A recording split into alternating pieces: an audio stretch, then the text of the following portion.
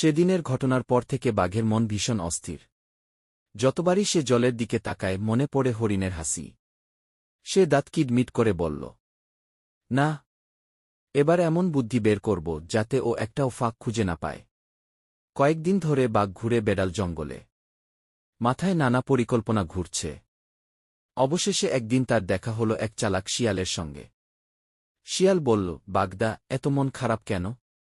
বাঘ দীর্ঘশ্বাস ফেলে বলল, ওই হরিণটা আমায় বারবার বোকা বানায়। এবার ওকে ধরতেই হবে।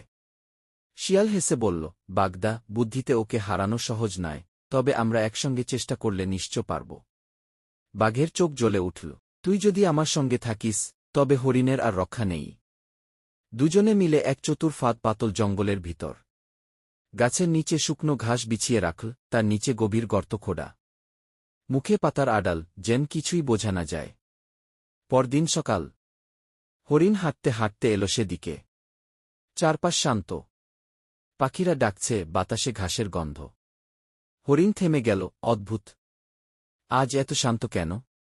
সে একটু নিচু হয়ে ঘাসের গন্ধ নিল। তারপর পেছনে তাকিয়ে বলল, বাঘদা, লুকিয়ে থেকো না, তোমার পায়ের গন্ধ কিন্তু ঘাসেও মিশে গেছে। বাঘ আর শিয়াল দুজনেই হতবাক। হরিণ হেসে ছুটে পালাল দূরে। বাঘ রাগে গর্জে উঠল, এইবারও মিস। শিয়াল মাথা চুলকে বলল, বাঘদা, বলেছিলাম তো, বুদ্ধির লড়াই জিততে শুধু শক্তি নয়, ঠান্ডা মাথাও দরকার। শিক্ষা, শক্তির চেয়ে বুদ্ধির মূল্য অনেক বেশি। আর অন্যকে ফাঁদে ফেলতে গিয়ে নিজেই